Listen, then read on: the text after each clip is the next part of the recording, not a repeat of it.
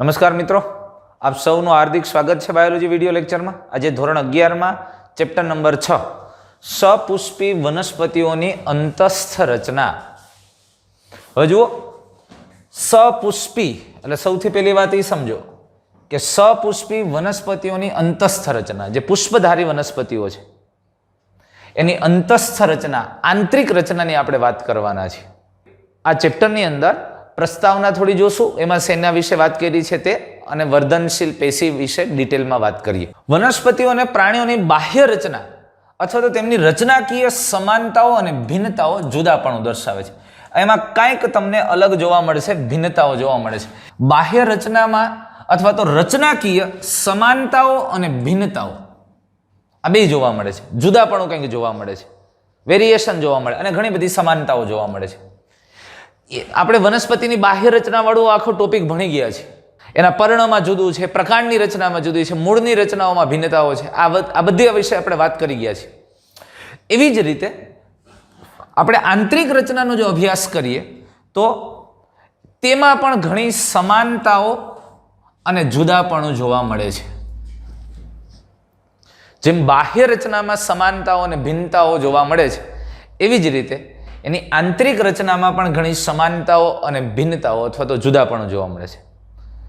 તો આપણે આ ચેપ્ટરની અંદર ઉચ્ચ વનસ્પતિઓની આંતરિક રચનાની વાત કરવાની, ઉચ્ચ કક્ષાની વનસ્પતિઓની આંતરિક રચના અને અંગજનનની ક્રિયાવિધિથી માહિતગાર થવાના છીએ, અથવા તો એના વિશે આપણે આ ચેપ્ટરમાં વાત કરવાના છીએ। વનસ્પતિઓની આંતરિક રચનાના અભ્યાસને અંતસ્થ રચનાશાસ્ત્ર, અંતસ્થ વિદ્યા કહેવામાં આવે છે।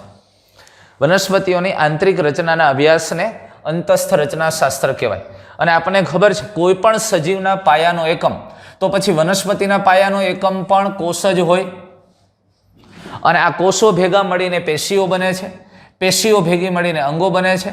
પણ અહીંયા જેમ પ્રાણીઓની અંદર રુધિરાભિસરણ તંત્ર, ઉત્સર્જન તંત્ર, કંકાલ તંત્ર, એવી રીતે વનસ્પતિમાં તંત્ર નથી। વનસ્પતિની અંદર આયોજન તમને કયા સ્તરનું જોવા મળે? અંગ સ્તરીય આયોજન। તમે જો પર્ણ, પ્રકાંડ, મૂળ આવા અંગો છે। હા, પેશી તંત્ર અથવા અંગોનું આયોજન જોવા મળે, એટલે કોષો પેશીઓમાં રૂપાંતરિત થઈ શકે, એટલે કોષો દ્વારા પેશીઓનું નિર્માણ થાય, પેશીઓ દ્વારા અંગો અથવા તો પેશી તંત્રનું આયોજન થાય છે। અંગ તંત્રની રચના અહીંયા નહીં થાય વનસ્પતિમાં। બહુ મહત્વની અને સમજવા જેવી વાત છે। એટલે વનસ્પતિના આયોજન સ્તરની જો આપણે વાત કરીએ તો ક્યાં સુધીનું ગણવાનું? અંગો સુધીનું। અને વનસ્પતિના વિવિધ અંગોની આંતરિક રચનામાં પણ ભિન્નતાઓ જોવા મળે છે, જુદાપણું જોવા મળે છે, વૈવિધ્ય છે। તો આપણે આવૃત બીજધારી વનસ્પતિની દ્વિદળીઓ અને એકદળીઓમાં અંતસ્થ રચનાની દ્રષ્ટિએ પણ ભિન્નતા જોવા મળે છે। એટલે એકદળી અને દ્વિદળી વનસ્પતિ બે આવૃત બીજધારી છે, એમાંય ભિન્નતાઓ અને વૈવિધ્ય જોવા મળે છે। અને આંતરિક રચના તેમના વિભિન્ન પર્યાવરણ પ્રત્યેના અનુકૂલનો પણ દર્શાવે છે। એટલે અહીંયા આ ખાસ અગત્યની બાબત છે કે ઘણા ચોક્કસ પ્રકારના વસવાટમાં, ચોક્કસ પ્રકારની આબોહવાકીય પરિસ્થિતિને આધારે પણ આંતરિક રચનામાં થોડા ઘણા ફેરફારો હોય, અને જે પરિબળો સાથે, જે તે પરિસ્થિતિઓ સાથે ટકવા માટેના એ અનુકૂલનો છે। એટલે વાત અને આ વાક્યને બહુ ધ્યાનથી સમજજો દોસ્તો। આંતરિક રચનાઓ તેમના વિભિન્ન પર્યાવરણ પ્રત્યેના અનુકૂલનો પણ દર્શાવે। હું નાનકડી એવી વાત કરું, દાખલા તરીકે ઘણી જલજ વનસ્પતિ છે, તો એની મૃદુતક પેશી વાયુતક મૃદુતકમાં ફેરવાય। એની મૃદુતક પેશીના કોષોની વચ્ચે વચ્ચે હવા ભરાય જગ્યા હોય, એવી ગેપ થઈ જાય, અને જેથી કરીને એમાં હવા ભરાઈ શકે અને તે વનસ્પતિને પાણીમાં તારકતા પૂરી પાડે। તો એ આંતરિક રચનાના ફેરફારો એ પરિસ્થિતિમાં ટકવા માટે એને સક્ષમ બનાવ્યા, એટલે અનુકૂલન માટેની રચનાઓ પણ જોવા મળે છે। તો હવે આપણે પેશીની વાત કરીએ। આંતરિક રચનામાં સૌથી પહેલા પેશી, કોષ ચેપ્ટર 8 ની અંદર આપણે ભણ્યા, અને આવા કોષો દ્વારા બનતી પેશીની વાત અત્યારે માત્ર વનસ્પતિ પેશીની આપણે વાત કરશું, અહીંયા ધ્યાનમાં રહે વાત, કારણ કે વનસ્પતિની અંતસ્થ રચનાની વાત કરીએ છીએ આપણે, અને એમાં વનસ્પતિ પેશી, પેશી કોને કહેવાય? જો કોઈ પણ, અરે તમે કહો સાહેબ અમને ખબર છે કાયતરાની પેશી હોય, હા એની એ હોય, પણ અત્યારે આપણે વનસ્પતિની અંદર રચનાકીય બાબતમાં પેશીની વાત કરીએ છીએ। જે કોષો સમાન ઉત્પત્તિ ધરાવે છે અને સમાન કાર્ય કરતા હોય, આવા કોષોના સમૂહને પેશી કહેવાય દોસ્તો। એટલે સમાન ઉત્પત્તિ ધરાવતા હોય અને સામાન્ય રીતે સમાન કાર્ય દર્શાવતા કોષોનો સમૂહ, જેને પેશી કહેવાય। વનસ્પતિમાં વિવિધ પ્રકારની પેશીઓ હોય છે, વિવિધ પ્રકારની પેશીઓની બનેલી છે। અને રચાયેલા નવા બનેલા જે કોષો છે એની વિભાજનની ક્ષમતા ધરાવે છે કે નહીં. જોજો આ વાતને ધ્યાનથી સમજો. કોઈ પણ આ પેશી અથવા તો જે કોષોની એ વિભાજનની ક્ષમતા ધરાવે છે કે નહીં તેને આધારે પેશી વર્ધનશીલ છે કે સ્થાયી તે નક્કી થાય છે. એમ બે મુખ્ય જૂથોમાં વર્ગીકૃત કરવામાં આવે છે. પેશીની અંદર જે કોષો છે એ કોષો વિભાજન ક્ષમતા ધરાવે છે કે એને વિભાજન ક્ષમતા ગુમાવી દીધી છે. જો એ વિભાજન ક્ષમતા ધરાવતા હોય તો એ વર્ધનશીલ છે, અને જો વિભાજન ક્ષમતા ગુમાવી દીધી હોય તો એ સ્થાયી છે. સામાન્ય રીતે ઉત્પત્તિની દ્રષ્ટિએ અને સમાન કાર્ય કરતા હોય, સમાન ઉત્પત્તિ અને સમાન કાર્ય કરતા હોય આવા કોષોનો સમૂહ પેશી કહેવાય. જો આ પેશીમાં આવેલા કોષો એ બધા વિભાજન ક્ષમતા ધરાવે છે, એ વિભાજન પામવાનો ગુણ ધરાવે છે, તો એ કોષો દ્વારા બનતી પેશી વર્ધનશીલ પેશી છે. અને જો આ કોષોએ વિભાજન ક્ષમતા ગુમાવી દીધી હોય તો એ પેશી સ્થાયી છે. એટલે આમ એક વસ્તુ અહીંયા બહુ સ્પષ્ટ ક્લિયર થઈ જાય તમારા મગજમાં કે વનસ્પતિ પેશીના મુખ્ય બે પ્રકાર થયા, વર્ધનશીલ પેશી અને સ્થાયી પેશી. વર્ધનશીલ પેશી કોને કહેશું? જે કોષ વિભાજન ક્ષમતાનો ગુણધર્મ ધરાવે એવી વનસ્પતિ પેશીને વર્ધનશીલ કહેવાય. અને જે વિભાજન ક્ષમતા ગુમાવી દીધી હોય અને કોષો વિભેદન પામી ગયા હોય, આ વસ્તુ ધ્યાનમાં રાખજો. વિભેદન એટલે કોષ જ્યારે વિભાજન પામે, એકમાંથી બે થાય, બે માંથી ચાર થાય, આમ એ વિભાજન કહેવાય. વિભાજન પામેલો કોષ ચોક્કસ કાર્યને અનુરૂપ એના આકાર, રચના અને કદમાં ફેરફાર થાય. માનો કે આ કોષમાંથી કોઈ જલવાહક પેશીનો કોષ બને, એટલે આવો લાંબો કોષ બને, તો એ જે કાર્ય કરવું છે એને અનુરૂપ એને આકાર અને રચનામાં ફેરફાર થયો, એ પ્રક્રિયાને વિભેદન કહેવાય. આ વિભેદન કહેવાય. એટલે કોષ વિભાજન ક્ષમતા ગુમાવી અને વિભેદન પામી જાય, ચોક્કસ કાર્યને અનુરૂપ એ નિર્માણ પામે, એના કદમાં, આકારમાં, રચનામાં ફેરફાર થાય, તો આ વિભેદિત કોષ કહેવાય. અને એ સામાન્ય રીતે સ્થાયી પેશી હોય. અને જે વર્ધનશીલ પેશીના કોષો છે, વર્ધનશીલ પેશીના કોષો જે સતત કોષ વિભાજન પામવાની ક્ષમતા ધરાવે, એકમાંથી બે થાય, બે માંથી ચાર થાય, ચાર માંથી આઠ થાય, આમ વિભાજન પામવાનો સતત ગુણધર્મ ધરાવે છે, તો આવા કોષોને અવિભેદિત કોષો કહેવામાં આવે. હજુ એનું વિભેદન નથી થયું. કોષ વિભેદન પામી જાય એટલે એની વિભાજન ક્ષમતા ગુમાવી દે અને એ વિભેદન પામેલો કોષ શેમાં ફેરવાઈ જાય? સ્થાયી પેશીમાં. આટલું મગજમાં રહીએ વ્યવસ્થિત રીતે. હવે આપણે વાત કરીએ છીએ વર્ધનશીલ પેશીની. જોજો, બહુ સરસ મજાનો ટોપિક છે, એકદમ સરળ, અને સમજી લ્યો, વાત પૂરી થઈ ગઈ.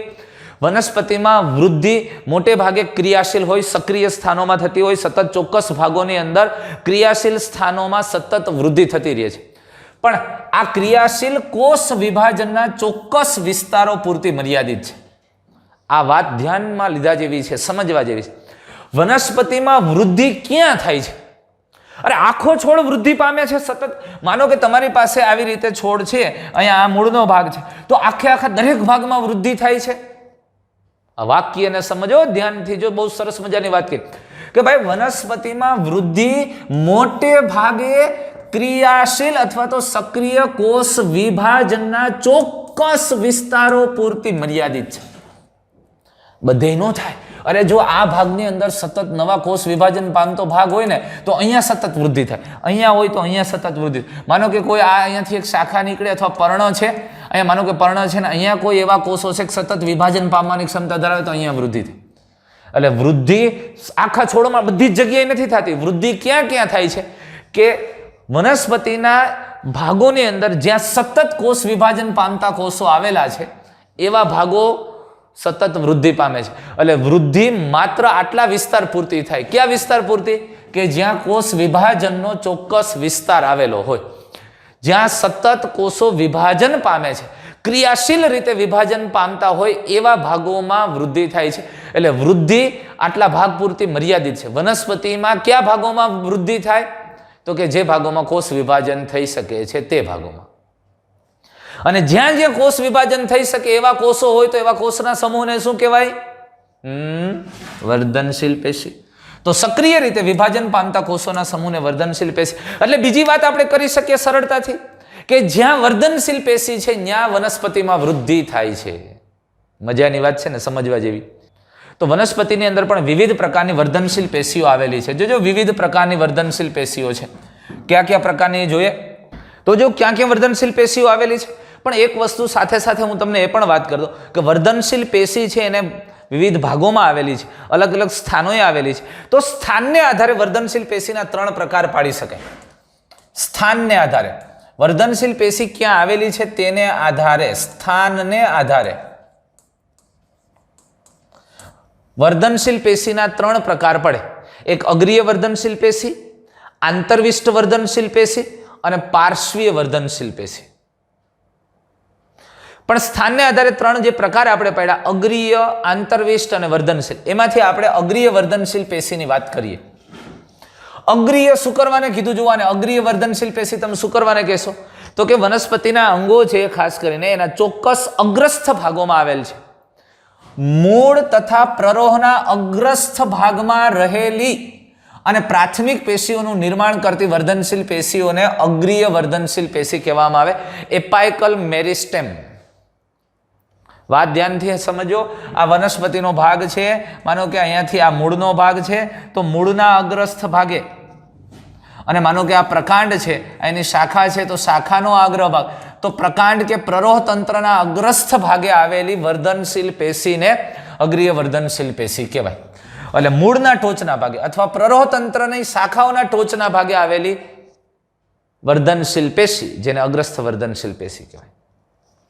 મૂળમાં ક્યાં આવેલી હોય તો કે મૂળની અગ્રીય વર્ધનશીલ પેશી મૂળના ટોચના ભાગે આવેલી હોય, મૂળના ટોચના ભાગ. પ્રરોહની અગ્રીય વર્ધનશીલ પેશી પ્રકાંડ અથવા તો અક્ષના મોટા ભાગના પ્રદેશમાં અમુક અમુક અંતરે. તમે કીધું, તમે તો હમણાં એમ કહેતા હતા અગ્રસ્થ ભાગમાં આવેલી હોય. વાત સમજવા જેવી અહીંયા છે, જોજો ક્રોસ થાય છે. પ્રરોહની અગ્રીય વર્ધનશીલ પેશી પ્રકાંડના અક્ષના મોટા ભાગના પ્રદેશમાં અમુક અમુક અંતરે રહેલી હોય છે. વાહ વાહ ભાઈ વાહ. હવે ધ્યાનથી સમજો અને આપણે સમજવાની ટ્રાય કરીએ છીએ. આ પ્રકાંડ અહીંયા વિકાસ પામે છે ત્યારે અગ્રસ્થ વર્ધનશીલ પેશી અગ્રસ્થ ભાગે તો હોય જ, પ્રરોહના અગ્ર ભાગે. પણ તમને ખબર છે જેમ જેમ દિવસોનો સમય પસાર થતો જાય એમ આ પ્રકાંડ મોટું થતું જશે. આ પ્રકાંડ મોટું થશે એટલે આ આમ વૃદ્ધિ પામશે ભાઈ. આ અગ્રસ્થ વર્ધનશીલ પેશીને કારણે આમ મોટું થયું. એટલે અહીંયા તો હતી જ અગ્રસ્થ વર્ધનશીલ પેશી પહેલા, તો અહીંયા હતી ને, આમાંથી થોડીક પેશી અહીંયા અગ્રસ્થ વર્ધનશીલ પેશી એમને રહી જાય અને બાકીની અગ્રસ્થ વર્ધનશીલ પેશી આગળ ને આગળ વિકાસ પામતી જાય. વળી પાછું આમ થશે. તો અહીંયા હવે તમે જુઓ એટલે આ પ્રકાંડ આવું થશે. થોડી અગ્રસ્થ વર્ધનશીલ પેશી અહીંયા હતી એ ભાગમાં તો રહે જ, પછી થોડી બીજી અહીંયા હતી ત્યારે અહીંયા થોડીક અગ્રસ્થ રહી, જેની કક્ષ કલિકાનું, અને પાછી ત્રીજી અહીંયા રહી. તો આમ આખા પ્રકાંડના અક્ષમાં થોડા થોડા અંતરે તમને આવી અગ્રસ્થ વર્ધનશીલ પેશીની હાજરી જોવા મળે છે. અમુક અમુક અંતરે રહેલી હોય છે, જે કયા કામમાં? પર્ણોના નિર્માણ અને પ્રકાંડના વિસ્તરણ દરમિયાન પ્રરોહની અગ્રીય વર્ધનશીલ પેશીના કેટલાક કોષો નીચેની તરફ ગોઠવાઈને કક્ષ કલિકાનું નિર્માણ કરે છે. જ્યારે અગ્રસ્થ કલિકાના ભાગમાં અહીંયા પર્ણોનું નિર્માણ થતું હોય ને, એ અગ્રસ્થ વર્ધનશીલ પેશીમાંથી જ અહીંયા પર્ણો બનતા હોય. અહીંયા પણ એ પર્ણો બને ને ત્યારે થોડીક અમથી અગ્રીય વર્ધનશીલ પેશી એ પર્ણના ખૂણાના ભાગમાં રહી જાય. જો અહીંથી પર્ણ બન્યું હોય ત્યારે અહીંયા થોડીક વર્ધનશીલ પેશી રહી જાય.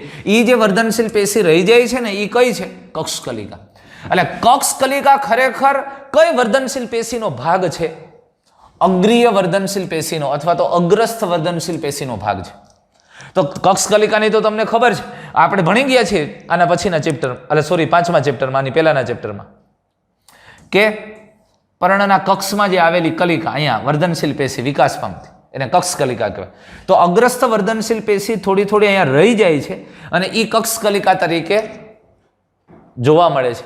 અને એ કક્ષ કલિકા આગળ વૃદ્ધિ પામી કોષ વિભાજન પામી નવી શાખાનું સર્જન કરી શકે અને અથવા તો અન્ય રૂપાંતરિત રચનાઓનું નિર્માણ કરી શકે છે. તો આ બધી અગ્રસ્થ કલિકાનો ભાગ છે, અગ્રસ્થ વર્ધનશીલ પેશીનો ભાગ છે આ મગજમારી. બહુ મહત્વની વાત છે. તો જુઓ, આ અગ્રસ્થ વર્ધનશીલ પેશી છે, અહીંયા અગ્રસ્થ વર્ધનશીલ પેશી છે. આ પેશીને આધારે અહીંથી આ અગ્રસ્થ પર્ણો ઉત્પન્ન થતા હોય. સૌથી પહેલા આ ક્રમશઃ પર્ણનો વિકાસ થાય વર્ધનશીલ પેશીને કારણે. એમાંથી થોડી અહીંની વર્ધનશીલ પેશી છે એ જો અહીંયા રહી જાય છે, જો આ રહી જાય. આ જે રહી જાય છે ને એ કક્ષ કલિકામાં ફેર.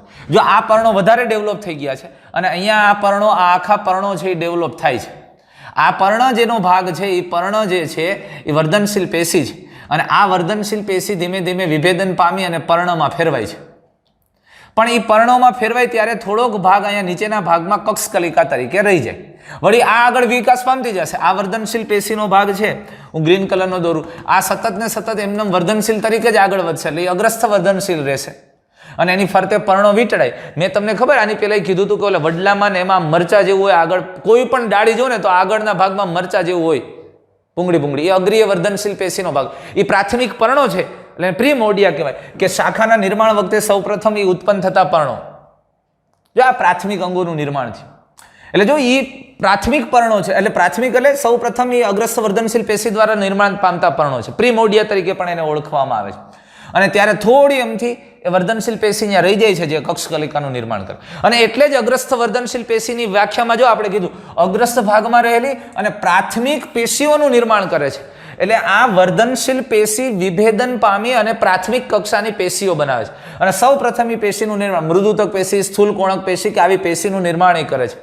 અને એટલે પ્રાથમિક અંગો અને પ્રાથમિક પેશીઓનું નિર્માણ કરતી હોવાથી અગ્રસ્થ વર્ધનશીલ પેશીને બીજું આપણે નામ આપશું પ્રાથમિક વર્ધનશીલ પેશી તરીકે પણ ઓળખાય છે. સમજાય છે આ વસ્તુ? પણ સ્થાનને આધારે તે અગ્રીય વર્ધનશીલ પેશી છે. અને આજે કક્ષકલિકાની આપણે વાત કરીએ તો આપણને ખબર છે કે એ પર્ણની કક્ષમાં આવેલી છે, એમાંથી નવી શાખાએ બને, કાં તો એ નવી પુષ્પ અને પુષ્પકલિકામાં રૂપાંતરિત થાય, એટલે એમાંથી પુષ્પ પણ ધારણ કરી શકે. તો કક્ષકલિકા છે નવી શાખા અથવા તો પુષ્પમાં પરિણમી શકે અથવા તો પુષ્પકલિકામાં નિર્માણ પામી શકે છે. અને મૂળના ભાગમાં અહીંયા અગ્રસ્થ વર્ધનશીલ પેશી, આ મૂળની અગ્રસ્થ વર્ધનશીલ પેશી છે. આખું આકૃતિને વધારે ડિટેલમાં આપણે સમજશું. જો આ આડો છેદ લીધો છે તો એની અંદર આ ભાગ દેખાય ને તમને ઉપર ટોપી જેવો, એ મૂળ ટોપ છે. પછી આ વર્ધનશીલ પ્રદેશનો ભાગ છે, એમાં સૌથી બહારની બાજુ જોઈએ આ બધા કોષો વર્ધનશીલ હતા અહીંયા સુધીના. પછી એમાંથી બહારની બાજુ જે સ્તર સર્જાય છે, સૌથી બહારની બાજુ મૂલાધિ સ્તરનું નિર્માણ કરશે. પછી વચ્ચેનું જે સ્તર સર્જાય છે એ બાહ્યકનું નિર્માણ કરે, અને સૌથી અંદરનો આ જે એરિયા છે એને મધ્યરંભ કહેવામાં આવે. એટલે આ બધા સ્તરો અગ્રસ્થ વર્ધનશીલ પેશીમાંથી જ બને છે. અગ્રસ્થ વર્ધનશીલ પેશીમાંથી સૌથી બહાર, મૂળનું સૌથી બહારની બાજુનું સ્તર આ એ મૂલાધિ સ્તર, અધિસ્તર. ત્યાર પછીનું જે સ્તર એ બાહ્યક, અને સૌથી અંદરનું એ સૌથી અંદરના સમૂહ એ મધ્યરંભ તરીકે ઓળખાય, કેન્દ્રસ્થ નળાકાર. એટલે આ મૂળની અગ્રસ્થ વર્ધનશીલ પેશી આ પ્રકાંડની અગ્રસ્થ વર્ધનશીલ પેશી થઈ. ત્યાર પછી સ્થાનને આધારે આંતરવિષ્ટ વર્ધનશીલ પેશી.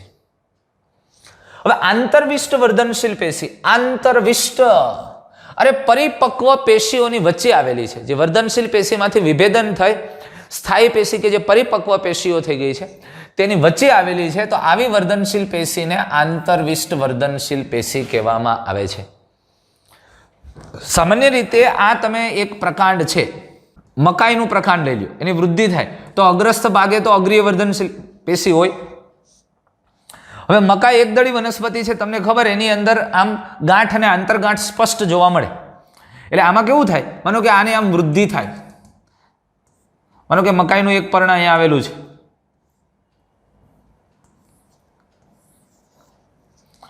હવે આમ વૃદ્ધિ થાય છે એટલે આ પ્રકાંડ આગળ લાંબુ થશે. તો જો પેલા અહીંયા આંતરગાંઠ, હવે અહીંયાથી કેટલીક અગ્રસ્થ વર્ધનશીલ પેશીના ભાગ અહીંયા રહી જાય. આ જ્યાંથી આ પર્ણ ઉદ્ભવે એ પર્ણ હોય જ, પછી અહીંથી નવું પર્ણ ઉત્પન્ન થયું હોય અહીંયા હોય. હવે પાછી આની વૃદ્ધિ થાય ને એટલે આગળ વૃદ્ધિ પામશે ને એટલે થોડીક અગ્રસ્થ વર્ધનશીલ પેશી રહી જશે. વચ્ચેની પેશી તમે સમજો, આ બધું છે, આ બધો ભાગ છે એ સ્થાયી પેશીમાં રૂપાંતરિત થઈ ગયું, આ બધો ભાગ.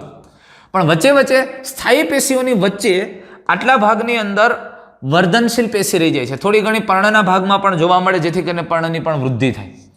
સ્થાયી પેશીઓની વચ્ચે આવેલી વર્ધનશીલ પેશીને આંતરવિષ્ટ વર્ધનશીલ પેશી કહેવાય. અને આવી આંતરવિષ્ટ વર્ધનશીલ પેશી મુખ્યત્વે એકદળી વનસ્પતિમાં જોવા મળે છે. સામાન્ય રીતે એકદળી વનસ્પતિમાં જોવા મળે. તમે શેરડી ખાવ છો, કાતરી જોજો, બહુ મજા આવશે, મીઠી લાગશે આપણને, ખાઈ એટલે એમાંથી રસ નીકળે, મજા આવે. પણ છેલ્લે કાતરીના ભાગે ગઠોડો આવે. એ ગઠોડો શું છે દોસ્ત? અરે ગઠોડો આંતરવિષ્ટ વર્ધનશીલ પેશી છે. કારણ કે એ મોરું એટલા માટે લાગે છે કારણ કે એના કોષો અવિભેદિત છે, એનું વિભેદન નથી થયું, અને એટલે ને ભાગની અંદર જે દ્રવ્ય છે એનો સંગ્રહ પણ નથી થયો, અને એ શર્કરામાં મુખ્યત્વે જે ડાયસેકેરાઇડની અંદર કે સુક્રોઝમાં કન્વર્ટ થવું જોઈએ નથી થઈ શક્યું. અને જ્યાં વર્ધનશીલ કોષો છે અને વૃદ્ધિ પામતા કોષો છે એટલે એ સાવ મોરા લાગે છે. એટલે ગઠોડાનો ભાગ ખાવો ન ગમે, તો એ આંતરવિષ્ટ વર્ધનશીલ પેશી છે, વર્ધનશીલ પેશીનો ભાગ છે. એટલે અગ્રસ્થ વર્ધનશીલ પેશી ટોચના ભાગે હોય, પણ આંતરવિષ્ટ વર્ધનશીલ પેશી બે સ્થાયી પેશીઓની વચ્ચે અને એકદળી વનસ્પતિની અંદર મુખ્યત્વે જોવા મળે છે. અને જે આંતરગાંઠની લંબાઈમાં વધારો કરે અને દ્વિતીય વૃદ્ધિ માટે, હવે જો આની આ થોડા કોષો બે બાજુ ઉમેરે એટલે શું થાય? આંતરગાંઠની લંબાઈ વધે. આપણે આમ શેરડી મકાઈ જુઓ તો તમે આવી રીતે હોય ને, આ આંતરગાંઠ છે ને આ ગાંઠ છે, તો ગાંઠ છે એમાં કોષો ઉમેરાય એટલે આ આંતરગાંઠના કોષોમાં એ વિભેદિત થાય એટલે એની લંબાઈમાં વધારો થાય. એટલે શેરડીનો આખો પ્રકાંડ છે એમ લાંબો થાય, એટલે આંતરગાંઠની લંબાઈમાં વૃદ્ધિ પ્રેરી શકે છે. એટલે આંતરવિષ્ટ વર્ધનશીલ પેશી સામાન્ય રીતે સ્થાયી પેશીઓની વચ્ચે આવેલી છે, એને ઇન્ટરકેલેરી મેરિસ્ટેમ કહેવામાં આવે. આવી પેશીઓ ખાસ કરીને ઘાસમાં અને શાકાહારી ચરતા પ્રાણીઓ દ્વારા ખવાઈને દૂર થયેલ વનસ્પતિના ભાગોની જગ્યાએ પુનઃનિર્માણના ભાગોમાં રહેલી છે. વાત ધ્યાનથી હવે જુઓ, આ મકાઈનો છોડ છે અને માનો કે બકરું અથવા તો ગાય ચરતી અહીંથી ખાઈ ગઈ, અહીંયા ખાઈ ગઈ એટલે અહીંયા જે વર્ધનશીલ પેશી છે એ વર્ધનશીલ પેશીથી ફરી પાછો વિકાસ થાય અને વૃદ્ધિ પામશે. માનો કે આટલેથી ખાઈ ગઈ તો હવે આ વર્ધનશીલ પેશી છે એ વૃદ્ધિ પામીને અહીંથી નવી શાખા સરશે અને અહીંયા અગ્રસ્થ વર્ધનશીલ પેશીનું નિર્માણ થશે.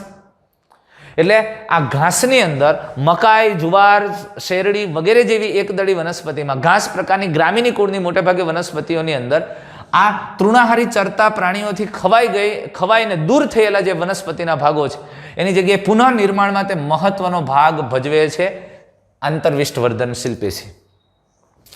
સમજવા જેવી વાત, અગ્રીય વર્ધનશીલ પેશી અને આંતરવિષ્ટ વર્ધનશીલ પેશી બંને પ્રાથમિક વર્ધનશીલ પેશી છે. આની વાત આપણે કરવાના ડિટેલમાં. પ્રાથમિક વર્ધનશીલ પેશી કોને કહેશું? અત્યારે હું જે વર્ધનશીલ પેશીના પ્રકાર તમને કહેતો તો એ શેને આધારે મેં કીધા? સ્થાનને આધારે. હવે પ્રાથમિક વર્ધનશીલ પેશી છે ને એના ઉદ્ભવને આધારે છે. અને બીજું કે આ વર્ધનશીલને પ્રાથમિક એટલા માટે કહેવાય કે એના દ્વારા જે કોઈ વિભેદન થઈને પેશી કે અંગો સર્જાય છે એ પ્રાથમિક સૌથી પહેલા બનતા ભાગો છે. પ્રાથમિક વર્ધનશીલ પેશી શું કરવાને કહેવામાં આવે કે વનસ્પતિ જીવનની શરૂઆતમાં દેખાય છે. આ વર્ધનશીલ પેશી જીવનની શરૂઆતમાં દેખાય છે. ઉદ્ભવને આધારે પ્રકાર છે. ઉદ્ભવને આધારે પણ 3 પ્રકાર પાડી શકાય વર્ધનશીલ પેશીના. આપણે આ ટોપિક પૂરો કરીને એની વાત કરીએ. અત્યારે ટેક્સ્ટ મુજબ લઈ લઈએ કેવી રીતે 3 પ્રકાર પાડી શકાય. પણ ઉદ્ભવને આધારે 3 પ્રકાર પાડી શકાય. એમાં આદિ વર્ધનશીલ પેશી અથવા તો પૂર્વ ભ્રૂણીય વર્ધનશીલ પેશી, પ્રાથમિક વર્ધનશીલ પેશી અને દ્વિતીય વર્ધનશીલ પેશી. તો જુઓ, અગ્રીય વર્ધનશીલ પેશી અને આંતરવિષ્ટ બે પ્રાથમિક પ્રકારની વર્ધનશીલ પેશી છે. આ બહુ અગત્યની વાત છે. શું કરવાને? કારણ કે જીવનની શરૂઆતમાં આ વર્ધનશીલ પેશીનું નિર્માણ થાય છે. વનસ્પતિના જીવનની શરૂઆતના તબક્કામાં જે વર્ધનશીલ પેશી સર્જાય એને પ્રાથમિક વર્ધનશીલ પેશી કહેવાય. અને એ વનસ્પતિના પ્રાથમિક દેહનું નિર્માણ કરે છે. પ્રાથમિક વનસ્પતિ દેહના નિર્માણમાં પણ તે ભાગ લે છે. સ્થાનને આધારે ત્રીજો પ્રકાર આપણે લઈએ પાર્શ્વીય વર્ધનશીલ પેશી. પાર્શ્વીય ઘણી બધી વનસ્પતિઓના મૂળ અને પ્રકાંડના પરિપક્વ ભાગોમાં અને પરિપક્વ ભાગની અંદર આવેલી વર્ધનશીલ પેશી કે જે ચોક્કસ રીતે કાષ્ઠીય અક્ષ એટલે મજબૂત ભાગનું નિર્માણ ઉત્પન્ન કરતી આ પેશી છે. અને એ પેશી પાછી પ્રાથમિક વર્ધનશીલ પેશીના નિર્માણ પછી દેખાય છે. તેથી તેને દ્વિતીય અથવા તો પાર્શ્વીય વર્ધનશીલ પેશી કહેવામાં આવે છે. પણ પાર્શ્વીય કહેવાનું મૂળભૂત કારણ એ છે કે એ નળાકાર હોય છે. માનો કે કોઈ પ્રકાંડ છે એમાં નળાકાર રીતે ગોઠવાયેલી હોય એટલે એને પાર્શ્વીય વર્ધનશીલ પેશી કહેવામાં આવે. હું તમને એમ કહું કે પ્રકાંડ કે મૂળ લઈ લ્યો તો આમ તમે જુઓ તો એ ગોળાકાર આમ નળાકાર જ હોય ને, એનો આપણે આમ આડો છે એટલે આવું. હવે આની પાર્શ્વ બાજુ કહી શકો તમે, તો આ બાજુ પાર્શ્વ કહેવાય, અહીંયા સામસામેની પાર્શ્વ કહેવાય, આ પાર્શ્વ કહેવાય, ફરતી બાજુ પાર્શ્વ થાય. તો આ વર્ધનશીલ પેશીની ફરતે ગોઠવાયેલી હોય. જો આપણે એક પ્રકાંડનો આડો છેદ લઈએ, માનો કે એક પ્રકાંડ છે, આ એનો મધ્યરંભનો ભાગ છે, એની બાર બાહ્યક, તો મધ્યરંભની અંદર જલવાહક પેશીના સમૂહ આવેલ, જલવાહક અને અનવાહક. જલવાહક પેશી અને અનવાહક પેશીના સમૂહને વાહિપુલ કહેવાય. અહીંયા જલવાહક અને અનવાહક આવી બે પ્રકારની પેશી આવેલી હોય, એના સમૂહને વાહિપુલ કહેવાય.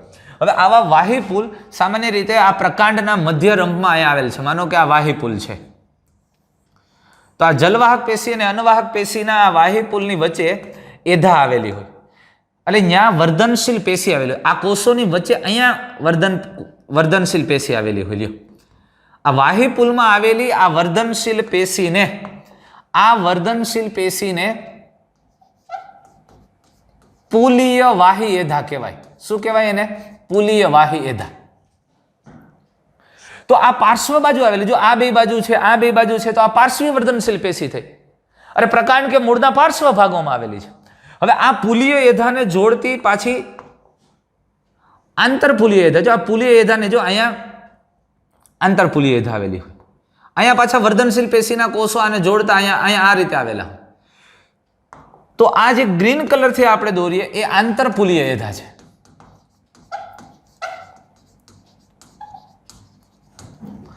એટલે પુલીય વાહી એધા અને આંતરપુલીય એધા આખું સર્કલ પૂરું કરે. જો આમ નળાકાર થઈ ગઈ, આ વર્ધનશીલ પેશીના જ કોષો છે, સતત વિભાજન પામતા કોષો છે. અને આ પુલીય અને આંતરપુલીય કોષોના વિભાજનથી જે નવા કોષો છે એની વિભેદન પામી અને દ્વિતીય જલવાહક બનાવે. પેલા જલવાહક બનેલી હતી અહીંયા, જો આ પ્રાથમિક જલવાહક છે, એ પ્રાથમિક પેશી દ્વારા નિર્માણ થયું હતું.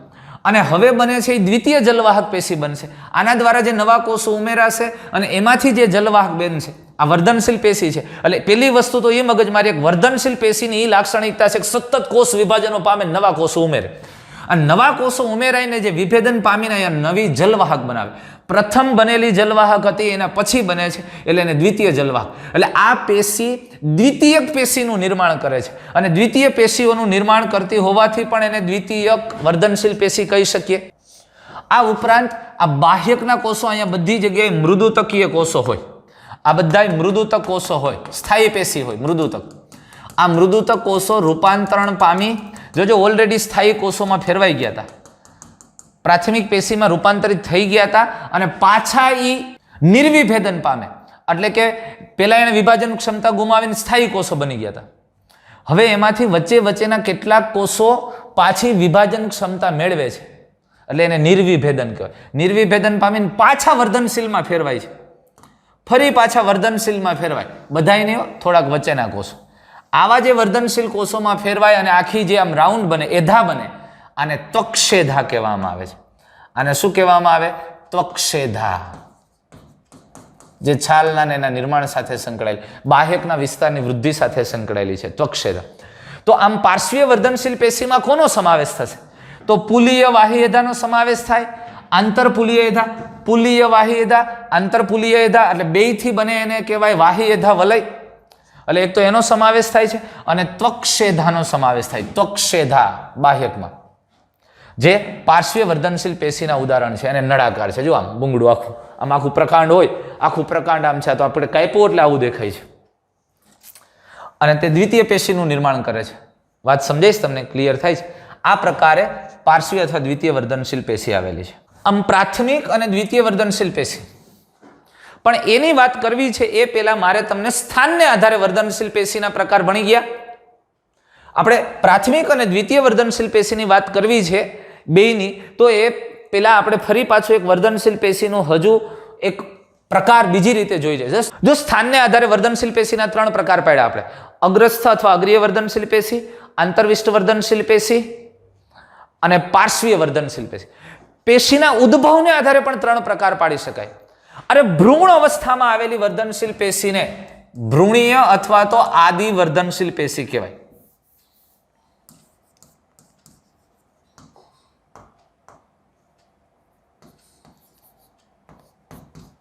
પ્રભ્રૂણીય અથવા આદિ વર્ધનશીલ પેશી, જે ભ્રૂણ અવસ્થામાં વર્ધનશીલ પેશી સર્જાયેલી હોય તે, અને ત્યાર પછી બીજ બની જાય અને સૌ પ્રથમ છોડનું અંકુરણ થાય ત્યારે જે પરિપક્વ ભ્રૂણની અંદર જે વર્ધનશીલ પેશી હોય, ભ્રૂણ તબક્કામાં હોય, હજી ભ્રૂણ બીજ છે, બીજની અંદર આવો તમને ભ્રૂણ જોવા મળે અને ભ્રૂણમાં જ્યારે આવેલી વર્ધનશીલ પેશી છે એને ભ્રૂણીય અથવા આદિ વર્ધનશીલ પેશી કહેવાય. પણ આમાંથી છોડનું અંકુરણ થાય, સૌથી પહેલો પ્રાંકુર સર્જાઈને વૃદ્ધિ થાય એ પ્રાથમિક વર્ધનશીલ પેશી છે. પછી આ પ્રાથમિક વર્ધનશીલ પેશી કેટલીક આગળ રહી જાય. અહીંયા આ પ્રાથમિક વર્ધનશીલ પેશી હતી મૂળના અગ્રભાગે એમનેમ રહે, પ્રકાંડના અગ્રભાગે તો એ પ્રાથમિક એમનેમ રહે, એ પ્રાથમિક વર્ધનશીલ પેશી છે. અને પ્રાથમિક વર્ધનશીલ પેશી છે એ તમે સમજો, સૌ પ્રથમ આપણે કીધું ને એની જીવનની શરૂઆતમાં જે વર્ધનશીલ પેશી છે એને પ્રાથમિક વર્ધનશીલ પેશીઓ કહીએ છીએ. જીવનની શરૂઆતમાં હોય તે.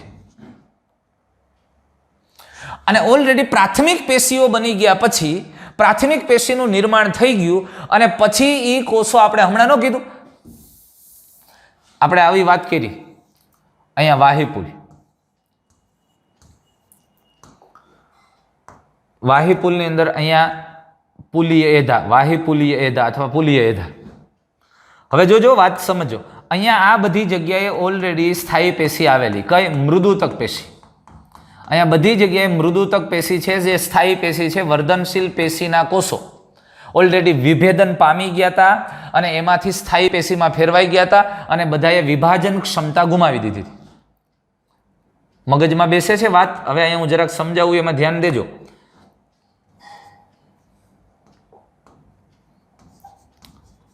આ વર્ધનશીલ પેશીના કોષો છે એ વિભેદન પામે,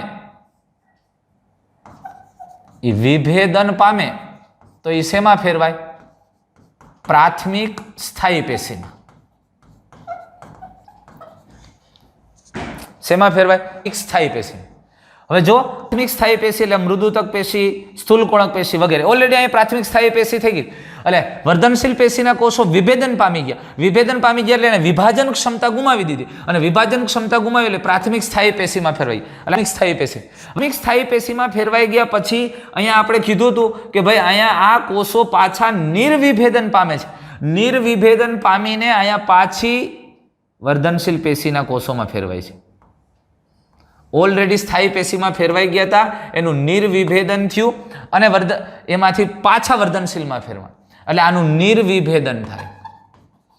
એટલે વિભેદન પામેલા કોષો જેને વિભાજન ક્ષમતા ગુમાવી હતી એ ફરી વિભાજન ક્ષમતા મેળવે છે, પાછા વર્ધનશીલ પેશીમાં ફેરવાય છે અને જે હવે વર્ધનશીલ પેશી બની એ દ્વિતીય વર્ધનશીલ પેશી બને.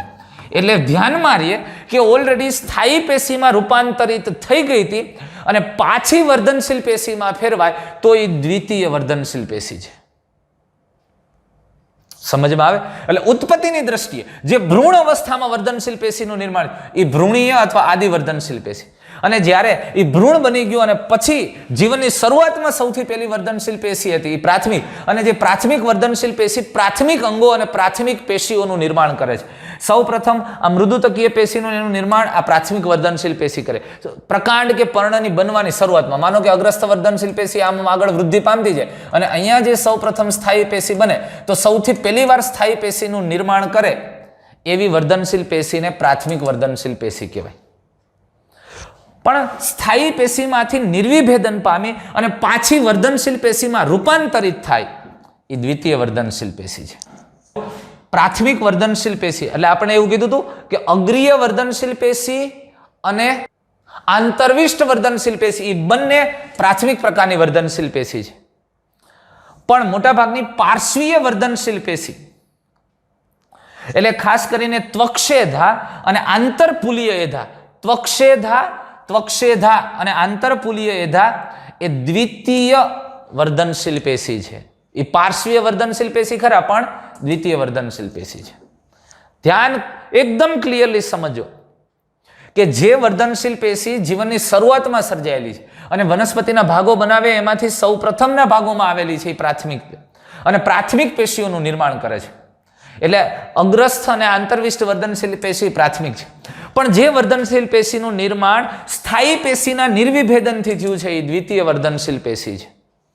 સમજાય છે? એટલે આંતરપુલીય એધા અને ત્વક્ષેધા એ દ્વિતીય વર્ધનશીલ પેશી છે અને સ્થાનને આધારે તમે ગણો તો એ પાર્શ્વીય વર્ધનશીલ પેશી છે અને ઉત્પત્તિને આધારે ગણો તો એ દ્વિતીય વર્ધનશીલ પેશી છે. એટલે ઉત્પત્તિને આધારે પણ વર્ધનશીલ પેશીના ત્રણ પ્રકાર છે. ભ્રૂણમાં ઉત્પન્ન થાય તે ભ્રૂણીય અથવા તો આદિ વર્ધનશીલ પેશી, અને વનસ્પતિના જીવનની શરૂઆત થાય ત્યારે જે જોવા મળે પ્રાથમિક, અને સ્થાયી પેશીનું નિર્વિભેદન થઈને પાછી વર્ધનશીલમાં રૂપાંતરિત થાય એ દ્વિતીય. સ્થાનને આધારે ત્રણ પ્રકાર, એમ ઉત્પત્તિને આધારે પણ ત્રણ પ્રકાર આપણે પાડી શકીએ. હવે આ પેરેગ્રાફને જોઈએ. પ્રાથમિક અને દ્વિતીય વર્ધનશીલ પેશી એમ બંનેના કોષો વિભાજનોને અનુસરીને બનતા નવા કોષો રચના અને કાર્યની દ્રષ્ટિએ વિશિષ્ટકરણ પામી વિભાજન પામવાની ક્ષમતા ગુમાવે છે. વાત ધ્યાનથી સમજો. જો આવી સ્થિતિ થાય, પહેલા વર્ધનશીલ કોષો,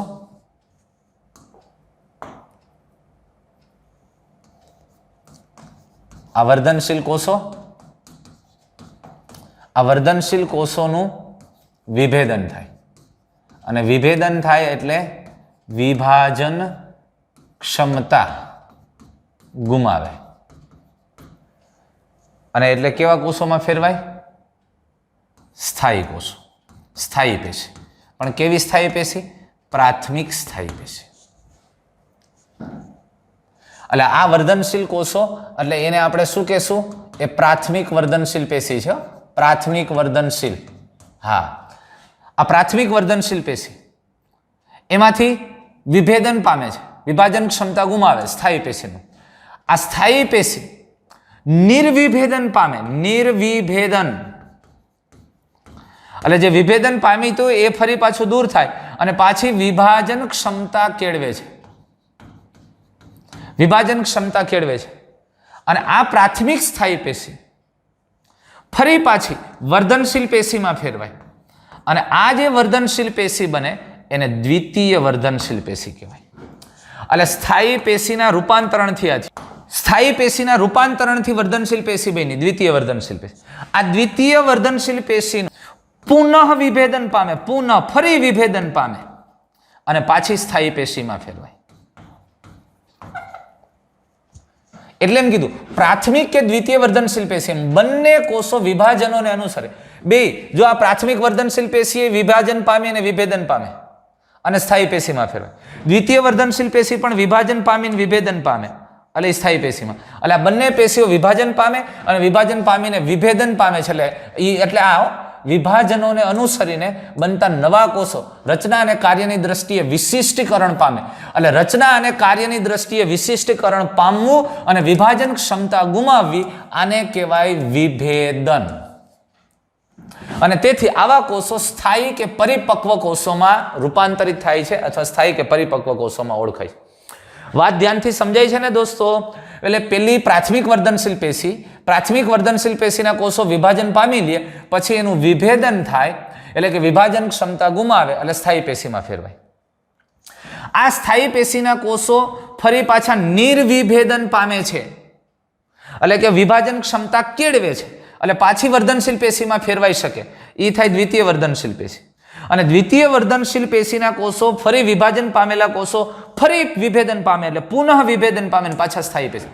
એટલે જો પ્રાથમિક વર્ધનશીલ પેશીના કોષ હોય વિભાજનની ક્રિયાને અનુસરીને વિભેદન પામીને સ્થાયી પેશીમાં ફેરવાય અને દ્વિતીય વર્ધનશીલ પેશીના કોષ હોય જે વિભાજનને અનુસરીને ફરી પાછું વિભેદન પામીને સ્થાયી પેશીમાં, એટલે બે સ્થાયી કે પરિપક્વ પેશીમાં ફેરવાય છે અને ઓળખાય છે. તો આ સ્થાયી પેશીઓની રચના કરે એટલે આવા કોષો સ્થાયી પેશીઓની રચના કરે છે. તો પ્રાથમિક વનસ્પતિ દેહના નિર્માણ દરમિયાન અગ્રીય વર્ધનશીલ પેશી, એટલે જોજો હવે પ્રાથમિક વનસ્પતિ દેહના નિર્માણ દરમિયાન એટલે શરૂઆતના ભાગમાં જ્યારે વનસ્પતિનો દેહ નિર્માણ અથવા પ્રકાંડ આમ વૃદ્ધિ પામે છે ત્યારે આ ભાગની અંદર જે પ્રકાંડ સર્જાય છે તો ત્યારે અગ્રીય વર્ધનશીલ પેશીએ અધિસ્તરીય પેશીઓ બનાવી એટલે સૌથી બહારની બાજુનું સ્તર, સૌથી બહારનું અધિસ્તરીય, પછી આધારક પેશીઓ ઉત્પન્ન કરે છે. એટલે આ ભાગની અંદર આવેલી આધારોતક પેશી અને વાહક પેશીઓનું નિર્માણ કરે છે અને વચ્ચે વચ્ચે વાહક પેશીઓનું નિર્માણ કરે. એટલે વાત સમજાય છે? પ્રાથમિક વનસ્પતિ દેહના નિર્માણ દરમિયાન અગ્રીય વર્ધનશીલ પેશી, આ અગ્રીય વર્ધનશીલ પેશી શેનું નિર્માણ કરે છે? કેવી સ્થાયી પેશીઓ? અધિસ્તરીય પેશીઓ. એટલે સૌથી બહારનું સ્તર જે સ્થાયી પેશીનું નિર્માણ અગ્રસ્થ વર્ધનશીલ પેશી કરે છે. પછી આધારોતક પેશીઓ એટલે વચ્ચે જે આધાર આપતી મુખ્ય પેશીઓ છે એ પણ અગ્રીય વર્ધનશીલ પેશીમાંથી બને. વાહક પેશીઓ, જલવાહક અને અનવાહક, એ અગ્રસ્થ વર્ધનશીલ પેશી. અરે ભાઈ, આખે આખું પ્રકાંડનું નિર્માણ થાય તો અગ્રીય વર્ધનશીલ પેશી આ પ્રકાંડની મુખ્ય ભાગની મોટા ભાગની પેશીઓનું નિર્માણ કરે છે. અધિસ્તરીય, આધારોતક અને વાહક પેશીઓ. સમજાય? આ પ્રકારે રચના છે. હવે દોસ્તો મારે એક નાનકડી વાત વધારે કરવી તો સ્થાનને આધારે પાર્શ્વીય વર્ધનશીલ પેશી. તો સ્થાનને આધારે પાર્શ્વ બાજુ આવેલી છે અથવા નળાકાર છે, પણ પાર્શ્વીય વર્ધનશીલ પેશીના પાછા ઉત્પત્તિની દ્રષ્ટિએ બે રીતે પ્રકાર પાડી શકે. પ્રાથમિક પાર્શ્વીય વર્ધનશીલ પેશી અને દ્વિતીયક પાર્શ્વીય વર્ધનશીલ પેશી.